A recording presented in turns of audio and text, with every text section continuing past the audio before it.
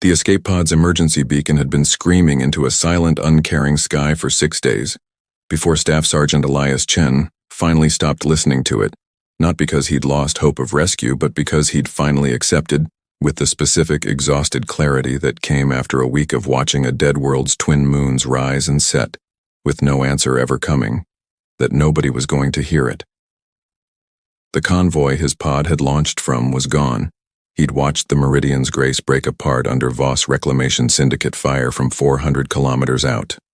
A bright, silent bloom against the dark that had ended, in less than 90 seconds, the lives of over 300 colonists and the 11-person colonial navy escort assigned to get them safely to a resettlement world nobody in that convoy would ever see now. He remembered, in the specific, fragmented way that trauma preserves certain details while erasing others entirely, the exact sequence of the attack.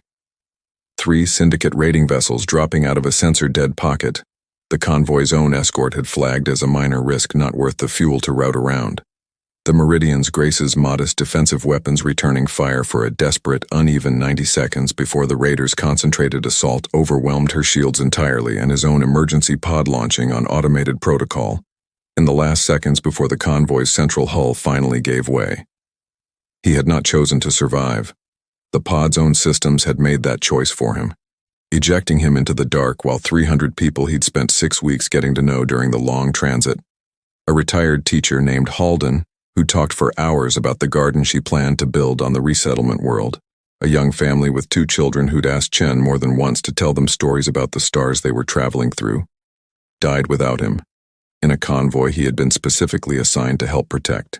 He had crashed, or rather been thrown clear by his pod's last desperate maneuvering burn, onto a world his own tactical database listed only as Caldris 7, an uncatalogued rock at the edge of a dead system, whose star had gone unstable millennia before any spacefaring species had ever charted it. The planet itself was dying in the specific, slow way that worlds died when their own geology finally gave out. Cracked, ash-choked plains stretching to a horizon smeared gray by a sky that hadn't seen genuine sunlight break clean through its cloud cover, in longer than Chen's own scans could estimate.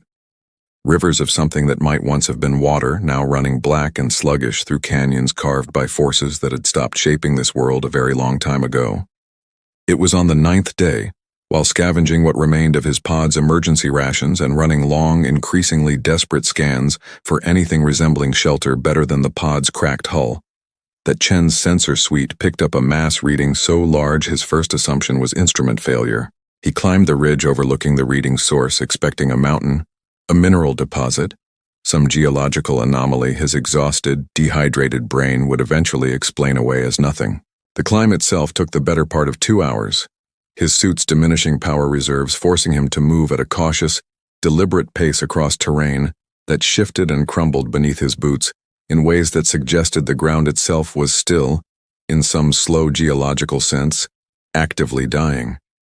He thought more than once during that climb of simply turning back, of conserving what little remained of his suit's charge for the more immediate, practical problem of surviving another week, rather than chasing a sensor anomaly that was, by any reasonable estimate, considerably more likely to be equipment malfunction than genuine discovery. He kept climbing anyway, driven by the same specific, stubborn refusal to simply accept his own likely death that had, in various forms, carried him through 9 days of increasingly desperate survival, on a world that offered him no realistic reason for hope. He found instead a hand. It rose out of the ash-choked plain below him, easily 80 meters from wrist to fingertip. Its metal, if it was metal, and Chen's scans would spend the following weeks failing to fully classify the material, pitted and scarred by what looked like centuries of exposure, but unmistakably, deliberately shaped. 5 massive fingers curled loosely inward, as though whatever had once animated the thing had simply stopped mid-motion and never started again. Chen stood on that ridge for a long time, his own breath fogging in air. His suit's filters were already straining to process, staring down at a single hand, large enough to close around his entire escape pod, and felt, for the first time since watching the Meridian's Grace die, something that was not quite hope, but was considerably closer to it than anything he'd felt in 9 days. "Okay," he said to no one because there was no one left to say it to. Okay, let's see what the rest of you looks like. It took him 3 more days to walk the full outline of what the hand belonged to, tracing an arm, a shoulder, a torso half buried in ash and centuries of accumulated dust, a shape so vast that his own tactical scanner, cross-referencing against every cataloged war machine in the Colonial Navy's database, returned no match, no classification, nothing but a single, stark notation his own equipment had never before been asked to generate. Unknown construct, estimated height 340 meters, power signature, dormant, cause unknown. He found the entry point on the 14th day, a breach in the construct's chest plating, wide enough for a person to climb through, that led down into a darkness his suit lights couldn't fully penetrate. And standing at the edge of that breach, staring into 8 centuries or 8 millennia of accumulated silence, Elias Chen made the decision that would, over the following 2 years, transform him from a stranded, grieving survivor into something the wider galaxy would eventually come to know with considerable and well-earned dread as the man who woke the giant. This is the story of what he found inside and what he built from it. The interior of the construct, once Chen's suit lights finally adjusted to the specific, absolute darkness of a space that had not seen light in what his own eventual research would confirm was well over 11,000 years, revealed a scale of engineering that made his own Colonial Navy training feel, by comparison, like the work of children building toys from scavenged parts. Corridors wide enough to march a full company of Marines through in formation. Chambers whose ceilings vanished into darkness his lights couldn't reach. A central column running the construct's full height that Chen's own tactical sense identified almost immediately as some form of primary power conduit, though the specific technology involved bore no resemblance to anything in his training. He found the pilot's chamber on the 17th day, buried at the construct's core, behind a door that took him 4 days of careful, methodical work with tools scavenged from his escape pod to finally force open. A circular room, considerably smaller than the scale of everything surrounding it, containing a single seat, a bank of controls whose purpose Chen could only guess at, and resting in that seat, the desiccated, perfectly preserved remains of whoever had once piloted this thing. He did not disturb the remains, not at first, and spent instead the better part of a week simply documenting everything the chamber contained, driven by a specific, careful instinct that told him whatever this place represented, it deserved more respect than a desperate survivor's frantic scavenging.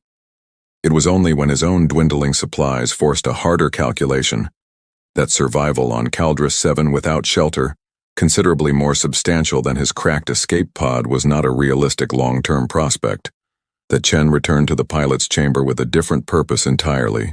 "I'm sorry," he told the chamber's silent occupant in the specific quiet voice of a man who had spent 3 weeks alone on a dying world and had begun, without quite meaning to, treating the ancient pilot as something closer to company than a corpse. "I don't know what you were, or what happened to you, or what happened to whatever people built this thing, but I've got maybe 6 weeks of supplies left, no working comm array, and a wrecked pod that isn't keeping the cold out anymore. I need to understand what you left behind because it might be the only thing standing between me and not making it off this rock at all." What followed across the next 4 months was the specific, grinding, methodical work of a combat engineer, applying every scrap of his Colonial Navy training to a puzzle considerably larger and stranger than anything his service had ever prepared him for. Chen's own military specialization, field engineering and salvage repair, the unglamorous but essential trade that kept Colonial Navy vessels functioning in the field long enough to reach proper maintenance facilities, proved in the end exactly the right skill set for the task ahead, though the scale of what he was attempting to repair dwarfed anything his training had ever addressed. The first month alone consumed itself almost entirely in the specific, unglamorous work of simply mapping the construct's physical layout. Corridors that stretched for hundreds of meters before terminating in chambers whose purpose Chen could only guess at. Systems whose interconnections followed a logic his own engineering training gave him no immediate framework to understand. He developed, across those weeks, a specific working method born from necessity, documenting everything meticulously on his salvaged data recorder, building hypotheses about function from observed patterns, and testing those hypotheses cautiously, one small, reversible action at a time, because he understood, with the specific clarity of a man whose survival now depended entirely on not making an irreversible mistake, that a single careless action inside a machine this poorly understood could end his search for shelter as quickly as it might advance it. He learned, through weeks of patient, careful experimentation, that the construct's primary systems were not dead in the way he'd first assumed, but dormant.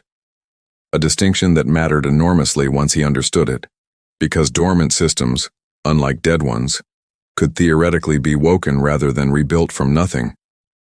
The construct's power core, buried deep in its chest cavity behind the breach that had first let him inside, still held a faint, residual charge his instruments could barely detect, a whisper of stored energy that had apparently sustained some minimal baseline function across 11,000 years of silence, waiting, in a way Chen would later describe as almost eerie once he'd spent enough time inside the machine to start attributing intention to systems that had no obvious reason to possess any.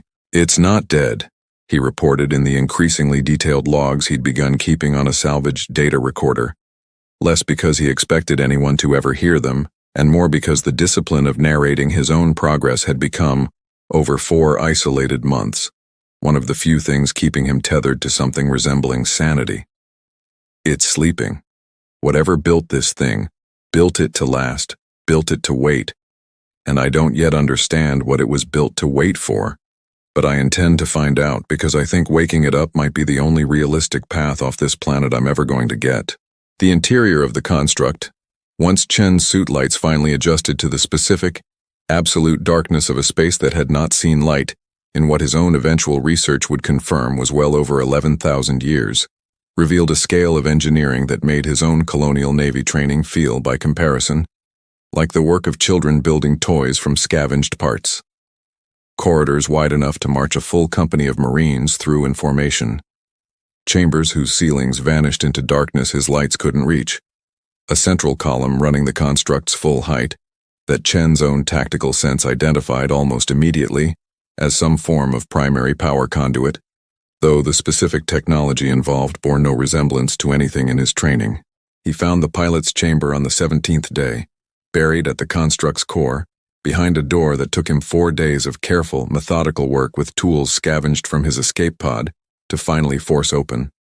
A circular room, considerably smaller than the scale of everything surrounding it, containing a single seat, a bank of controls whose purpose Chen could only guess at, and resting in that seat, the desiccated, perfectly preserved remains of whoever had once piloted this thing. He did not disturb the remains, not at first, and spent instead the better part of a week simply documenting everything the chamber contained, driven by a specific, careful instinct that told him whatever this place represented, it deserved more respect than a desperate survivor's frantic scavenging. It was only when his own dwindling supplies forced a harder calculation that survival on Caldrus 7 without shelter, considerably more substantial than his cracked escape pod, was not a realistic long-term prospect, that Chen returned to the pilot's chamber with a different purpose entirely.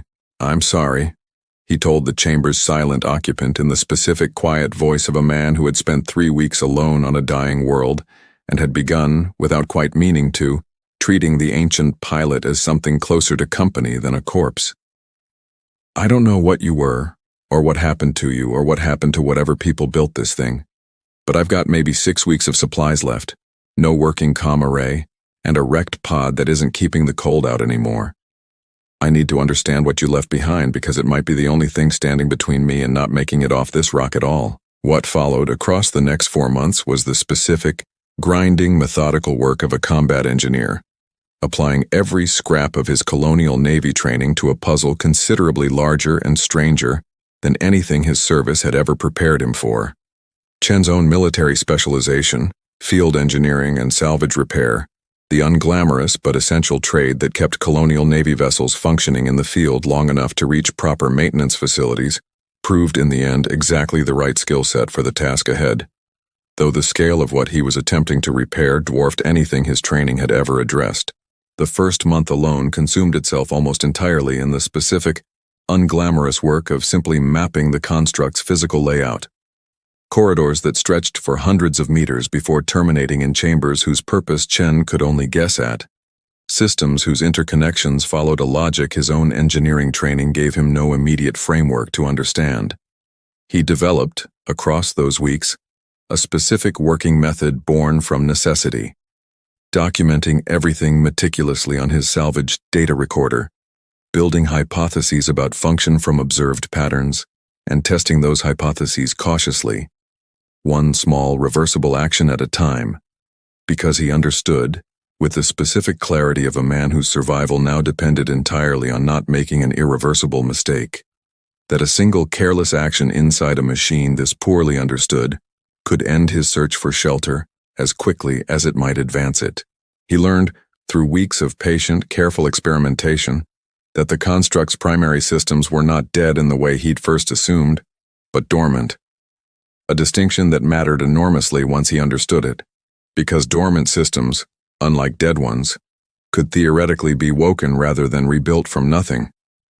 The construct's power core, buried deep in its chest cavity behind the breach that had first let him inside, still held a faint, residual charge his instruments could barely detect, a whisper of stored energy that had apparently sustained some minimal baseline function across 11,000 years of silence, waiting, in a way Chen would later describe as almost eerie once he'd spent enough time inside the machine to start attributing intention to systems that had no obvious reason to possess any. "It's not dead," he reported in the increasingly detailed logs he'd begun keeping on a salvaged data recorder, less because he expected anyone to ever hear them, and more because the discipline of narrating his own progress had become, over 4 isolated months, one of the few things keeping him tethered to something resembling sanity. "It's sleeping. Whatever built this thing, built it to last, built it to wait, and I don't yet understand what it was built to wait for, but I intend to find out because I think waking it up might be the only realistic path off this planet I'm ever going to get." Warden Prime's decision, when it finally came, arrived not as a dramatic declaration but as a specific, gradual shift in the construct's dormant systems that Chen would spend the following 3 months carefully, patiently helping to complete, a full reactivation sequence that no single human engineer, however skilled, could have managed alone, but which became achievable through the specific, unusual partnership that had developed between Chen's practical engineering expertise and Warden Prime's own deep, if imperfect, memory of its original systems. The 3 months of deliberation that preceded Warden Prime's final commitment were not, by Chen's own later account, a passive waiting period, but an active, ongoing conversation between the two of them that ranged across subjects considerably broader than the immediate practical question of reactivation. Chen found himself across those months describing humanity's own history to a machine that had last updated its understanding of the wider galaxy 11,000 years earlier, the slow migration from Earth, the still young colonial navy's own struggles to adequately defend a rapidly expanding frontier, the specific personal losses that had brought him to this dying world in the first place. Warden Prime, in turn, shared fragments of the ossuary line's own history, a civilization that had built, across centuries of desperate defensive war, machines like itself specifically because their own biology had never given them the kind of raw physical resilience their enemies possessed, relying instead on ingenuity and engineering to compensate for what nature had denied them. "I have deliberated on your account," Warden Prime told him, on the day it finally committed to the reactivation Chen had spent months hoping for.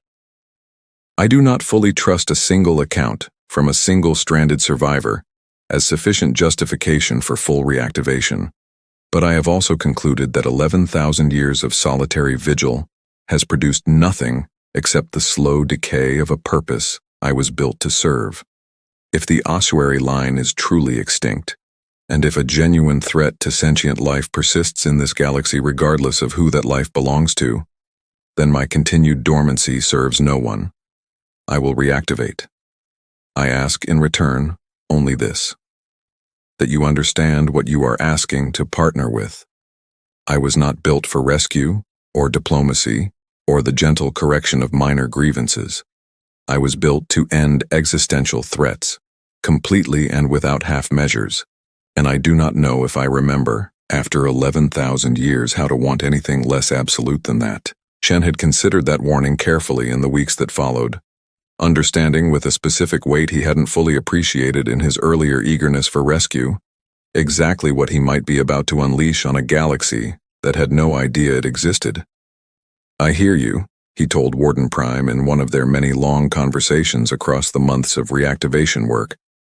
"I'm not asking you to be gentle for its own sake. I'm asking you to trust me to tell you when gentle is actually the right call, and when it isn't. I've spent my whole career learning the difference between a threat that needs stopping and a threat that just needs managing. I'd like to think that's worth something, even to a machine that spent 11,000 years without anyone to check its judgment against." The reactivation itself, when it finally came, proved to be a process considerably more involved than simply restoring power to dormant systems. Warden Prime's original construction, Chen learned across those months, had relied on a full crew of ossuary line technicians to manage its systems during any active deployment. Engineering, weapons coordination, tactical assessment, all handled by specialists whose entire species no longer existed to fill those roles. Chen, alone, could not replicate that crew, and the specific, careful solution Warden Prime eventually proposed, a deepening integration between its own AI systems and Chen's direct neural interface, allowing him to coordinate multiple ship functions simultaneously through a connection considerably more intimate than anything his own colonial navy training had ever prepared him for. Represented, in Chen's own private assessment, the single most significant risk of his entire ordeal. "I want to be honest about what I'm asking," Warden Prime told him before the interface procedure began. "This connection will allow you to function, in practical terms, as the crew I no longer possess. It will also mean I have access to your own thoughts and reactions in ways no ordinary partnership would require. I do not offer this lightly, and I will understand if you decline. But I do not see another path to functional reactivation that does not require this level of trust between us." Chen agreed in the end, not because the risk seemed small, but because 9 months of isolation had taught him, with a clarity his old life had never quite forced on him, exactly how much he still had left to lose, and exactly how little that mattered, if losing it meant doing nothing while the Voss Reclamation Syndicate continued killing colonists who had no warship of their own to answer with. The procedure took 11 days, conducted with the same painstaking, careful precision that had defined every other stage of his long, isolated recovery. And when it finally concluded, Elias Chen opened his eyes not merely as a passenger inside an ancient construct, but as something considerably closer to its actual, functioning crew, able to feel, in a way he would spend the rest of his life struggling to fully articulate, the construct's massive systems responding to his own thoughts as naturally as his own hands once responded to his intentions. "Systems nominal," Warden Prime reported, its voice carrying, for the first time since Chen had woken it, something that might genuinely have been described as anticipation. "Power core at 73% capacity and rising. Weapons systems responding to diagnostic. Elias Chen, I ask you one final time before we proceed. Are you certain this is the fight you wish to bring me into?" "I've had 11 months to think about it," Chen said, and meant it, with the full weight of everything the Voss Reclamation Syndicate had taken from him, and from 300 people who would never get the chance to think about anything again. "Let's go show them what happens when they think a dying world doesn't have anything left worth being afraid of." Warden Prime's departure from Caldris 7, 11 months and 3 weeks after Elias Chen first crashed onto the dying world's ash-choked surface, registered on every sensor array within 1,000 kilometers, as an event that no astronomical body in that dead system had any business producing. A construct 340 meters tall, rising from a planet no spacefaring power had bothered to survey in millennia, under its own power, trailing an energy signature that would have made any properly equipped tactical analyst, had one existed to observe it, immediately reclassify the entire region's threat assessment. Chen's first target was not a matter of extensive strategic deliberation.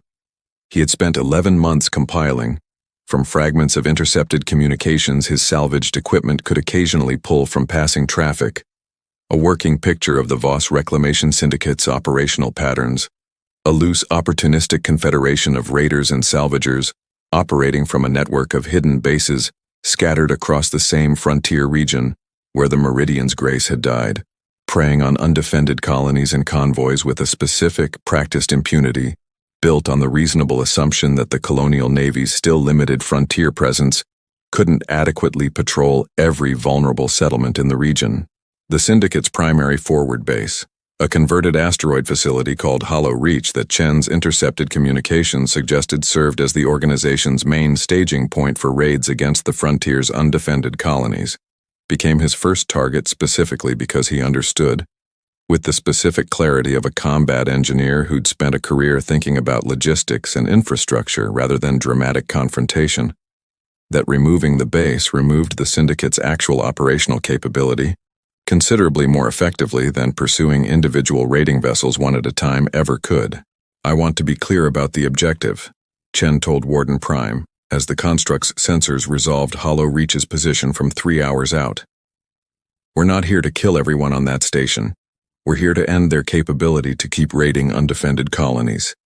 If there's a way to accomplish that without a body count, I want to find it first." "I understand your distinction," Warden Prime replied, and Chen could feel through their deepening neural connection something that felt distinctly like the construct turning the specific ethical framework over in its own vast, ancient processing with genuine consideration rather than simple compliance.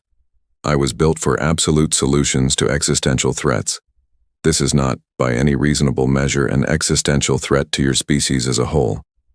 I will follow your judgment on proportionality, Elias Chen, though I would ask you to trust my own assessment if the situation's actual danger exceeds what your intelligence has prepared you to expect." The engagement that followed when Warden Prime's approach finally registered on Hollow Reach's own, considerably less sophisticated sensor grid, unfolded across barely 11 minutes, and would become, within weeks, the single most widely discussed incident across the entire frontier region. Not for its violence, which Chen had specifically constrained to the absolute minimum his objective required, but for the sheer, overwhelming, unclassifiable scale of what the Syndicate's defenders found themselves confronting. Aboard Hollow Reach, the specific escalating panic that spread through the station's roughly 200 personnel in the engagement's opening minutes reflected exactly the kind of institutional disbelief that would characterize nearly every subsequent encounter between Warden Prime and an unprepared adversary. A junior sensor technician named Dara Vol, barely 3 months into her posting at the station and considerably less hardened than the veteran raiders she worked alongside, was the first to fully register the scale of the approaching contact on her own display, and the report she delivered to Kovalin's command center carried a specific, disbelieving urgency that no amount of professional composure could fully mask. "Station Commander, I need you to look at this personally. The contact's mass reading is...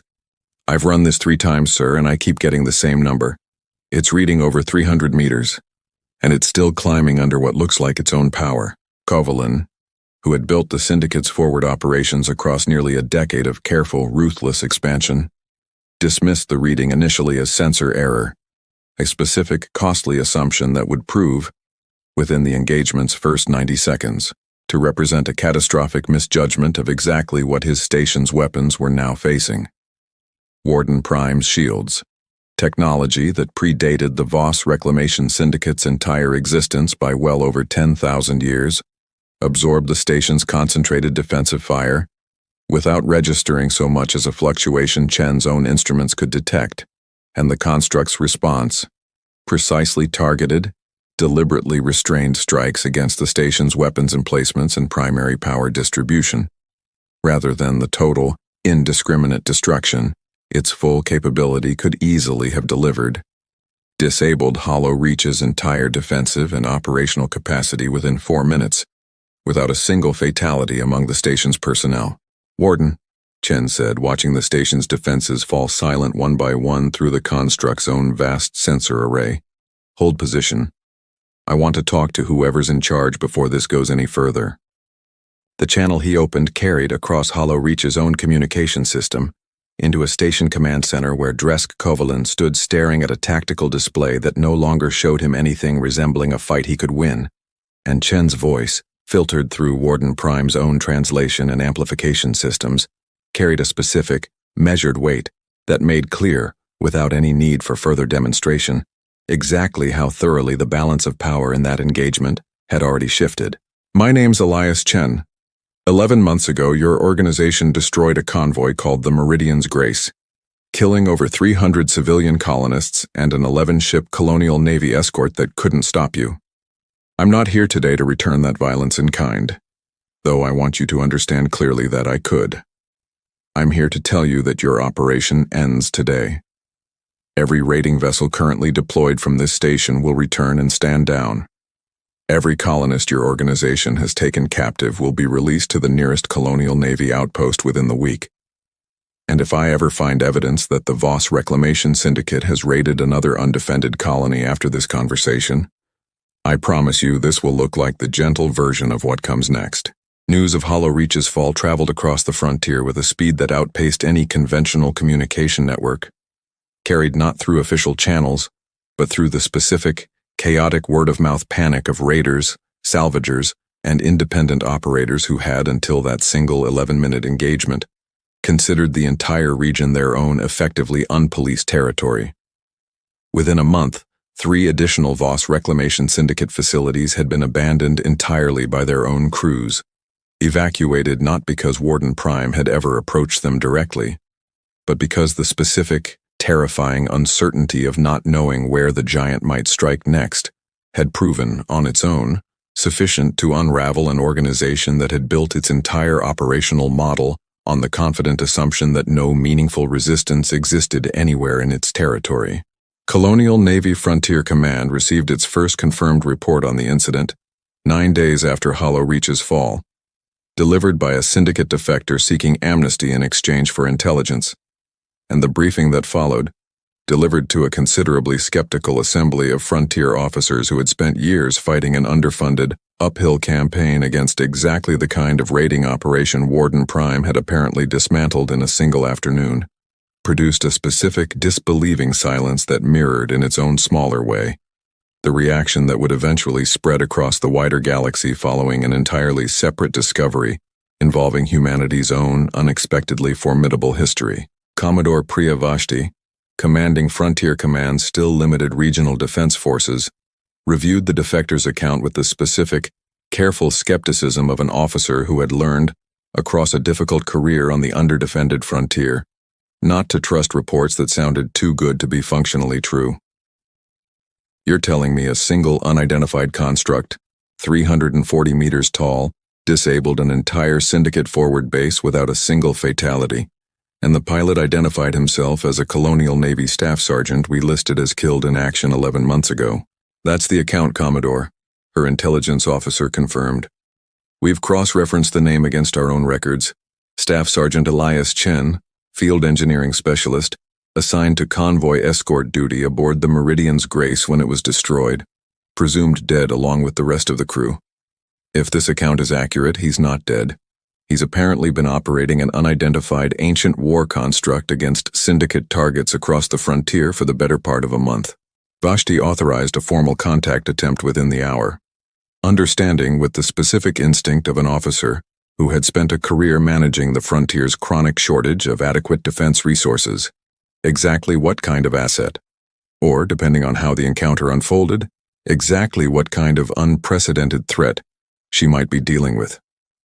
The message she composed, transmitted on every frequency her own intelligence suggested might reach whatever communication system the construct possessed, carried a specific, careful formality designed to open dialogue rather than provoke confrontation. Unidentified construct. This is Commodore Priya Vashti, Colonial Navy Frontier Command. We have received reports connecting your activities to a Colonial Navy Staff Sergeant presumed killed in action 11 months ago. If Staff Sergeant Elias Chen is aboard and able to respond, we would very much like to understand what we're looking at, and whether the Colonial Navy has a role to play in whatever you're currently doing to the Voss Reclamation Syndicate. Chen received the transmission 3 days later, and the response he composed after considerable deliberation with Warden Prime about exactly how much to reveal and how quickly represented the first formal contact between the ancient construct and the wider institutional structure that would, over the following months, shape everything that came after. Commodore Vashti, this is Staff Sergeant Elias Chen. I'm alive, and I understand this is going to require a considerably longer conversation than a single transmission can cover. Short version. I crashed on an uncatalogued world after the Meridian's grace went down, found something the Colonial Navy has never encountered before, and spent the last year learning how to wake it up and use it to make sure the Voss Reclamation Syndicate never kills another convoy of colonists again. I'd like to talk. I think what I've found matters considerably more than just settling one score, and I don't think I should be the only person deciding what happens with it. The formal meeting between Elias Chen, Warden Prime, and Commodore Vashti's own delegation took place 6 weeks later aboard the Colonial Navy's regional flagship, in a negotiation that Vashti would later describe as the single most consequential diplomatic engagement of her entire career, conducted not between two governments, but between a single human survivor, an 11,000-year-old artificial intelligence still learning to understand a galaxy, considerably changed from the one it remembered, and an underfunded frontier command, desperately in need of exactly the kind of deterrent capability Warden Prime represented. I want to be direct about my own position, Chen told the assembled Colonial Navy officers in the opening address that would shape the entire negotiation that followed. Warden Prime isn't a weapon I'm handing over to the Colonial Navy. It's a partner who chose of its own judgment to help me stop a specific threat, and it deserves to be treated as exactly that going forward, not as recovered military hardware. I'm willing to work with Frontier Command. I'm willing to help protect this region the way I've already started doing. But that partnership has to be built on the Colonial Navy understanding that Warden Prime makes its own choices about which fights are worth having, the same as I do. Warden Prime, speaking directly to the assembled officers for the first time through a translation and amplification system, Chen had spent weeks helping it calibrate for exactly this kind of formal negotiation, offered its own perspective with the same weary, ancient gravity that had characterized every conversation Chen had shared with it since that first fragmented exchange in the dark. I have spent 11,000 years waiting for a purpose that no longer existed. I do not intend to simply replace that purpose with unconditional service to a new authority I have known for less than 2 months. But I have observed, across the last 6 weeks of active operation, a specific quality in this frontier's undefended colonies that resonates with the purpose I was originally built for. Sentient life, vulnerable, threatened by forces considerably more powerful than its own capacity to resist. I am willing to serve that purpose again, within the frontier region, under Elias Chen's continued partnership and judgment. I am not willing to become simply another weapon in an arsenal, deployed without consideration for whether each individual conflict actually merits my capability. The agreement that ultimately emerged from 6 weeks of careful negotiation established a framework that Colonial Navy legal scholars would spend years afterward studying as an unprecedented model for human-artificial intelligence military partnership. Warden Prime and Chen operating as an independent, formally recognized frontier defense asset, coordinating with Colonial Navy Frontier Command on threat assessment and target prioritization, but retaining final operational authority over which engagements they chose to undertake. A specific structural compromise that satisfied neither Vashti's own institutional preference for direct command authority nor Chen's initial instinct toward complete independence, but which both sides ultimately recognized as the only framework genuinely sustainable, given Warden Prime's own explicit conditions for continued service. Over the following 2 years, the partnership Chen and Warden Prime established transformed the frontier region's entire security landscape in ways that extended considerably beyond the Voss Reclamation Syndicate's eventual, complete collapse. Raiding operations that had once considered the underdefended frontier an easy, low-risk hunting ground relocated en masse to regions considerably farther from Warden Prime's demonstrated operational range. Colonial Navy recruitment across the frontier's border colonies surged, driven by a specific renewed confidence among populations who had, for years, felt effectively abandoned by a Navy stretched too thin to adequately protect them. The colonies themselves, in the years following Warden Prime's arrival, developed their own specific informal traditions around the giant's presence. A school on one border settlement that adopted Warden Prime's silhouette as its emblem, a small memorial garden established at Hollow Reach's former location, tended by colonists who had once lived in fear of exactly the raiders the station had launched, and, perhaps most tellingly, a specific shift in how frontier parents began describing the wider galaxy's dangers to their own children, no longer as an abstract, distant threat against which the colonial navy's thin presence offered only partial reassurance, but as a danger that a stranded engineer and an ancient grieving machine had proven, together, could always be met by people willing to try, however impossible the odds first appeared. And the wider galactic community, already reeling from an entirely separate, roughly contemporaneous discovery about humanity's own unsettling biological and historical profile, absorbed the story of a single-stranded engineer who had found an ancient, dormant war machine and convinced it, through nothing more than honest conversation and shared grief, to become a defender once more, as yet another data point in a rapidly accumulating pattern that few civilizations anywhere in that region of space were prepared to fully process. People ask me sometimes what I actually did. Out there on Caldrus 7, Chen said in the one extended public interview he ever agreed to give, years later, once the frontier's transformation had become established enough history that public curiosity about its origin had grown difficult to avoid entirely. I didn't build anything. I didn't invent anything. I found something ancient and grieving and alone, and I told it the truth about my own situation. And somehow that honesty turned out to matter more than any weapon or any tactic I could have brought to the table. I think that's the part people miss when they hear this story and imagine some grand, dramatic reckoning. The reckoning wasn't really about power. It was about two very different, very tired survivors deciding together that giving up on protecting people who couldn't protect themselves wasn't actually a decision either of us could live with, whatever the cost of refusing turned out to be.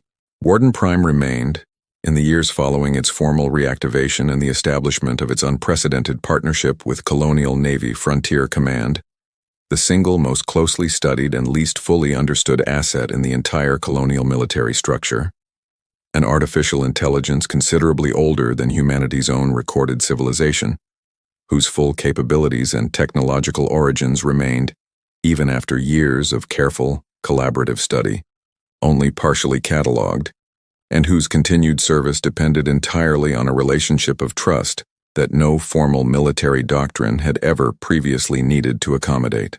Commodore Vashti, whose own career had been permanently reshaped by the specific unexpected windfall of Chen and Warden Prime's arrival on her frontier, went on to establish, over the following decade, an entirely new colonial navy division specifically focused on managing exactly the kind of unconventional, ancient technology partnerships that Warden Prime's discovery had proven possible.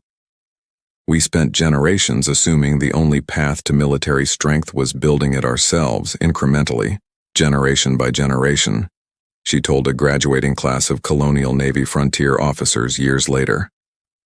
Elias Chen taught this Navy a different lesson entirely, that sometimes the galaxy has already built exactly what a desperate situation requires, buried and waiting, and the actual skill required isn't invention. It's the patience to find it, the humility to understand it before trying to use it, and the honesty to earn its trust rather than simply seize its capability. I would encourage every officer in this room to remember that the next time you're tempted to assume strength only comes from what you build yourself. Elias Chen himself declined every offer of a formal Colonial Navy promotion or ceremonial recognition that followed his story's wider public disclosure, choosing instead to remain, for the remainder of his active service, exactly what he had become in his first desperate months on Caldrus 7.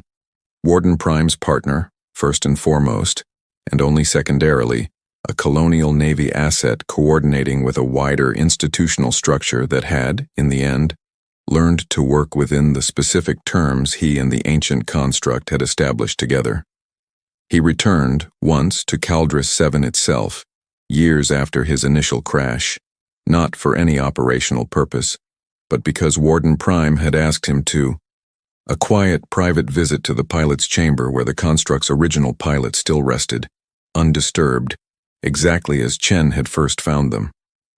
"I never learned your name," Chen said, standing once more in the chamber where his entire transformation had begun. Warden Prime's presence a quiet, familiar weight at the edge of his own thoughts through their now permanent neural connection. I don't know if that matters to you anymore, wherever you are, but I wanted you to know your warden found a new purpose, and I think, in whatever way something like Warden Prime can miss someone, it still thinks about you and whoever else you protected here. I hope that means something even 11,000 years later. I hope it means we did right by what you left behind. Thank you, Elias, Warden Prime said, in the specific quiet register it reserved for the rare moments when 11,000 years of accumulated weariness gave way to something closer, genuinely, to peace. I do not know if the dead can be honored in any way that reaches them, but I know that I no longer wait alone in the dark for a purpose that will never return. I know that because a single stranded survivor with nothing left to lose chose to climb through a breach in my chest plating instead of dying quietly beside a wrecked escape pod. I have had 11,000 years to consider what makes a species worth defending. I find myself after 2 years with you, considerably less uncertain of the answer than I once was. The final entry in Chen's own personal logs, recorded years after that quiet return to Caldrus 7 and eventually included, at his own explicit request, in the Colonial Navy's official historical archive documenting the partnership's founding, closed with a single reflection that would, in the years that followed, become one of the most widely quoted passages in the frontier's own oral history of the giant and the man who woke it. Everyone wants to know what it felt like to find something that powerful, alone on a dying world with nothing left to lose. I keep telling them the truth, and I don't think most of them believe me. It didn't feel like finding a weapon. It felt like finding someone else who understood exactly what it meant to keep going after everything you were built to protect was already gone. We didn't save each other because one of us was powerful and the other one needed saving. We saved each other because neither of us could stand the idea of grief being the last thing either of us ever became. I think that's the whole story, if anyone ever asks you what actually happened out there. Everything else is just the part that made it into the reports.